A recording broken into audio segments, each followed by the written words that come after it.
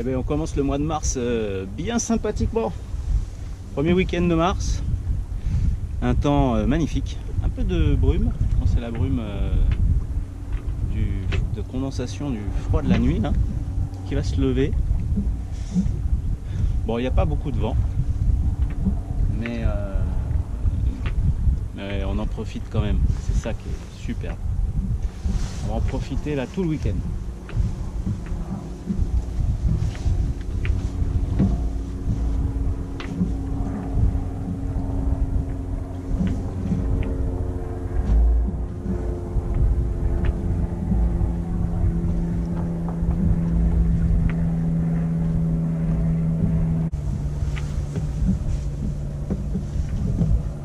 Alors là on a le courant contre nous, donc mais j'avais quand même envie de tenter de sortir de l'estuaire là. Du coup on avance vraiment très lentement. On est à 1 nœud 5 au GPS. Bon, le lockmètre bien sûr il y a toutes les petites crevettes, larves de je sais pas quel coquillage, donc faut pas compter sur lui.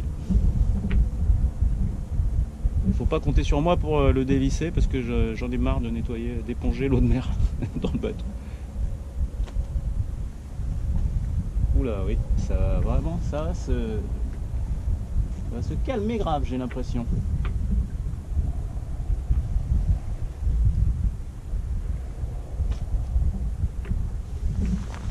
Mais c'est pas grave.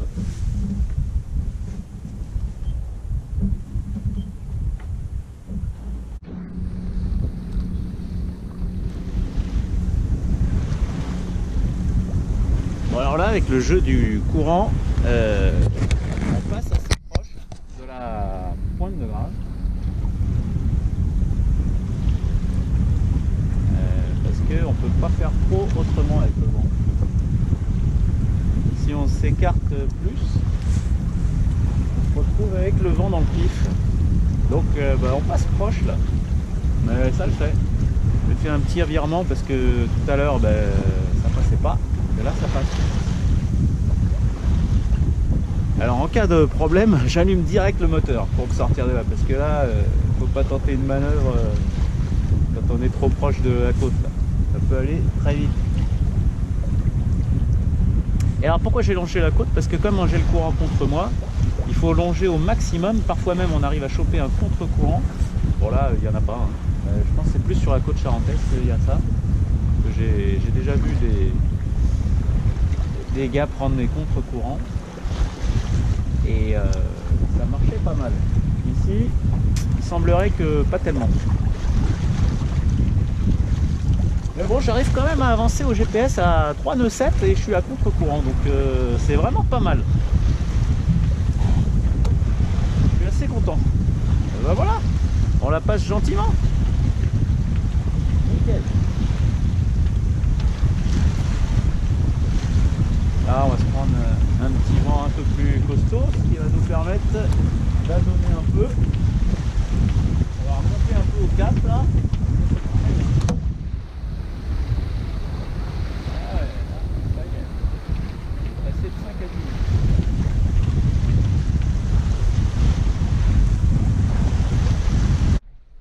Bon alors là j'avoue, hein, je suis jamais passé aussi près. Hein. On est vraiment très très près. Là il y a la plage qui revient en plus. Là.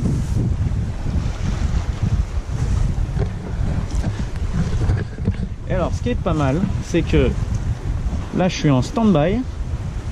J'ai pas de pilote automatique et j'ai équilibré mon bateau. Ce qui fait qu'il tient tout seul là. Et mais bon là je vais reprendre là-bas parce que c'est des petites zones de courant ici là. Ça va secouer un peu je pense.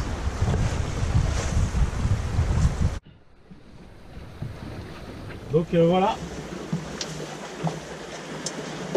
Bateau super bien équilibré.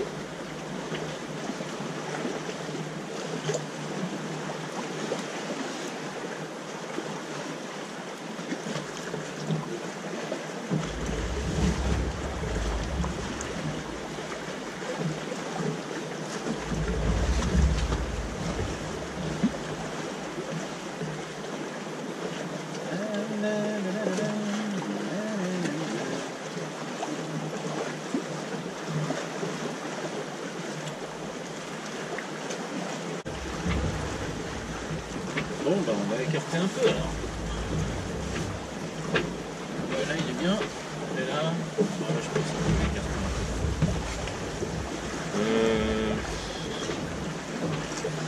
Bon. On va voir ce que ça donne.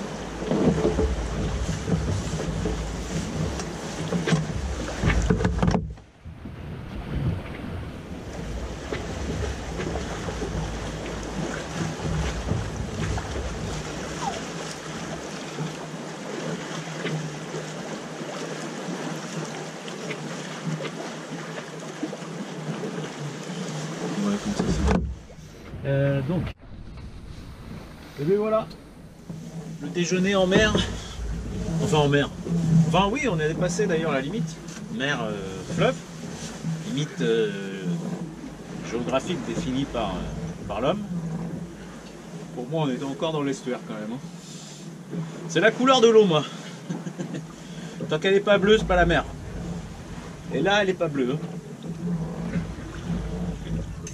Ah, qu'est-ce qu'on est bien là.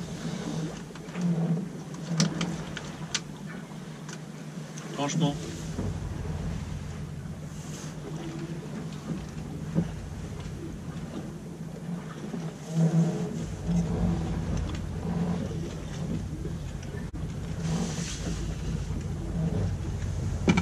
Faut vérifier quand même de temps en temps qu'il n'y ait personne, mais il n'y a personne sur le plan d'eau aujourd'hui.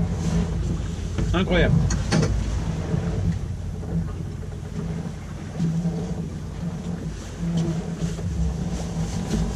À part le bac, il n'y a personne. Si, j'ai vu 2-3 plaisanciers et pêcheurs là, bateau à moteur.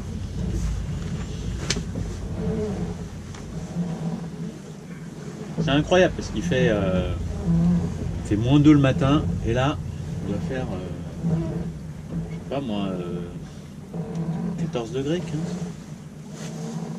Magnifique. Bon ben, voilà. Hein. Le petit café en face de, je sais pas, ça doit être Pontayat. Ah non, c'est encore Royan là. Et après, on arrive à Saint-Palais là-bas. Bon, je trouve toujours la même chose, bah oui, parce que c'est un peu limité hein, quand même. Hein. L'estuaire de la Gironde. Vivement qu'on ait la place à La Rochelle. Qu'on puisse vadrouiller un peu plus.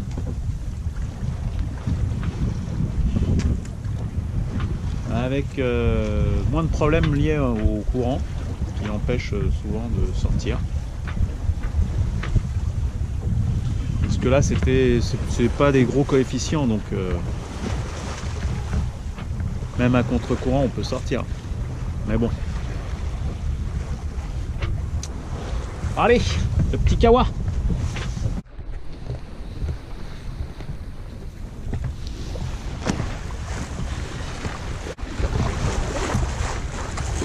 Ouais, je mets pas souvent le gilet de sauvetage, mais là je l'ai mis. Donc je vais à l'avant. Et surtout en fait ça fait longtemps que je n'ai pas navigué, donc on sait jamais, on peut perdre des réflexes de comportement. Donc j'ai mis celui-là. Et bon, si je tombe à l'eau, je pense que je dois avoir 10 minutes de survie. Vu la température de l'eau, à mon avis, au bout de 10 minutes, c'est l'hypothermie. Donc sur celui-là, j'ai la balise personnelle. Donc dès qu'on tombe à l'eau, il faut à tout prix la déclencher et espérer qu'il y ait quelqu'un qui vienne. Parce que je pense que, ouais, à mon avis, ça se joue 10 minutes et au quart d'heure après. Ou alors, il faut s'appeler Wim Hof.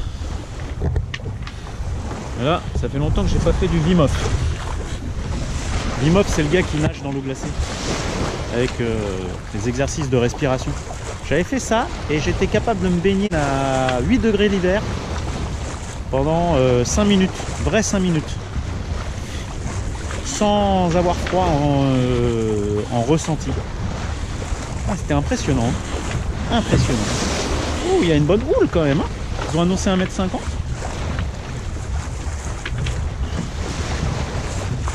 Bon, ici, ça fait pas 1 mètre, hein, je pense. dans l'estuaire. Bon, enfin, toujours sympa.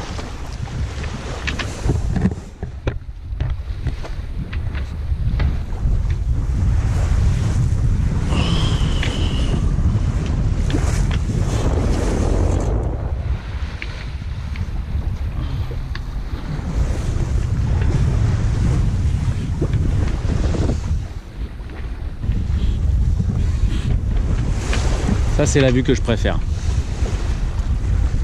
Et alors là maintenant, avec les panneaux solaires, c'est quand même pas mal. Hein. Je vais les mettre à l'horizontale d'ailleurs.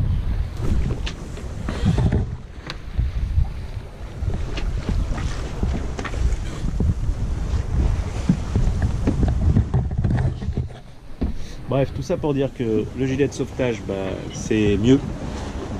Je le mets pas souvent. Mais l'hiver, je crois que c'est pas ça qui sauve la vie. À mon avis, c'est plus la balise. Parce que quand on est seul, si on tombe à l'eau seul et qu'on peut prévenir personne, on est très très mal. Allez, demi-tour. Et on passe la conche de Saint-Palais, là, c'est magnifique. Ça sert à rien que je tourne la caméra, ça rend pas la caméra, ça fait trop loin. Alors là, par contre, c'est pas la même histoire parce que bon, le courant va changer, donc on va l'avoir contre nous après, mais là on l'a encore un petit peu avec nous, du coup là on bombarde. Ouais, on est à 7 nœuds 6 GPS, alors qu'il y a 12 nœuds ans. On est au près, très serré. J'ai envie de longer la côte là, et puis après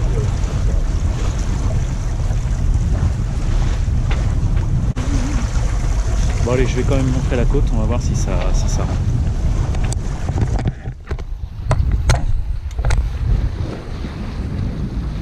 Donc voilà, là il y a une super demeure là. Et là c'est Saint-Palais. J'ai déjà fait un mouillage de nuit, hyper agréable. Voilà. Et là c'est le château d'eau de, je sais plus, enfin, juste au nord de Royan. Et là-bas tout droit c'est Royan. Donc celle-là ça doit être Nozan je crois. Ouais c'est ça.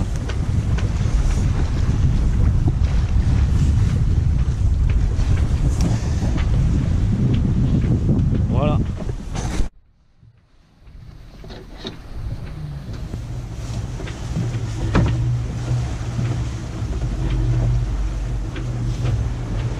Je suis à 8 nœuds là. Ça va bien nettoyer la coque là. Silicone là. Bon en plus on va écarter. Donc on va écarter. On va abattre. Comme on dit dans le vrai jargon. Pour rentrer, on a qu'à rentrer à la maison. Hop.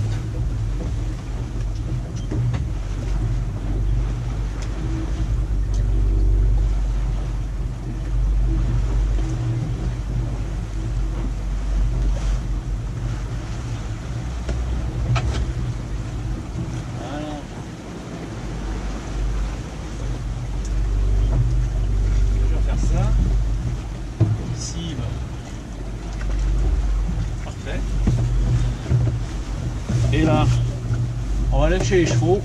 À mon avis, ça va bombarder.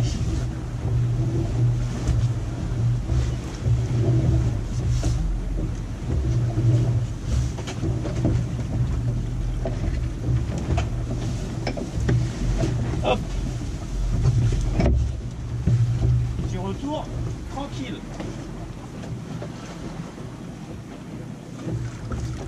On va pas s'écarter beaucoup plus, hein, à mon avis.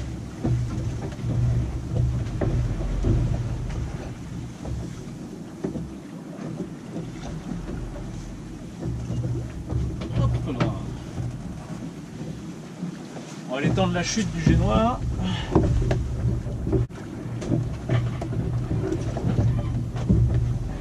Voilà, donc on tend la chute du Génois en rapprochant le chariot. dès que l'écoute, au lieu de tirer sur le... horizontalement, elle va tirer un peu plus verticalement et ça tend la chute.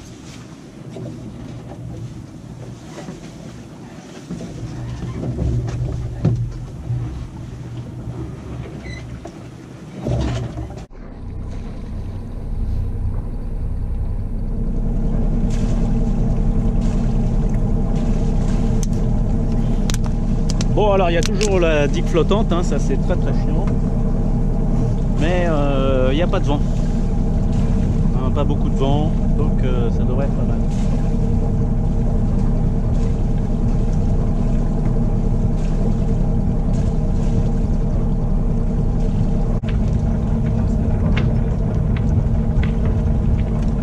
Donc le but c'est de longer la digue pour après se mettre en marche arrière. Éviter d'être poussé sur le bateau quand on fait la marche arrière. Normalement le vent nous pousse un peu mais pas énorme, ça devrait aller.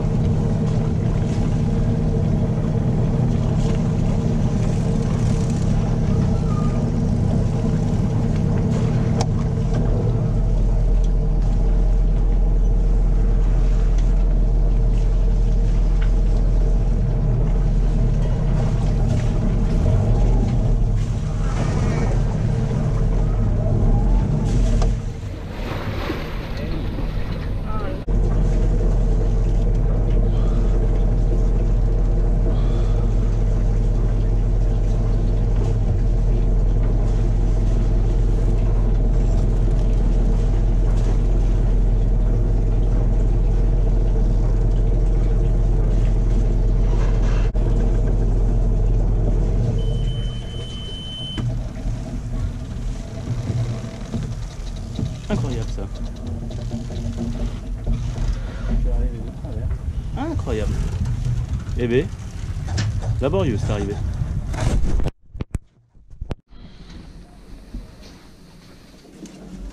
Bon, et ben c'était bien sympa cette petite sortie. Il faisait bon, c'était hyper agréable. Mais bon, l'arrivée est un peu folklore. Parce que en fait, j'ai voulu, j'arrivais en arrière et j'avais mis la barre à tribord pour redresser et en même temps j'ai mis un coup de fouet pour freiner le bateau. Sauf que comme la barre était à tribord, au niveau du coup de fouet, la propulsion de l'hélice a fait que l'avant est parti à tribord, mais de manière spectaculaire. Et en plus, comme il y avait le vent qui arrivait du nord, une fois que l'étrave a passé le lit du vent, heureusement c'était pas un vent très fort.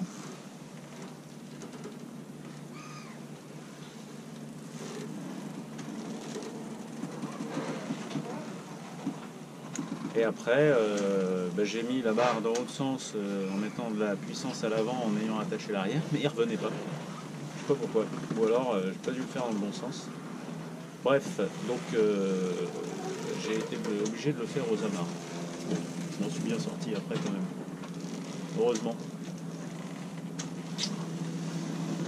Voilà. Et ben c'est une belle journée. Demain, rebelote, on va sortir, on va se faire plaisir aussi. Allez, c'est l'apéro.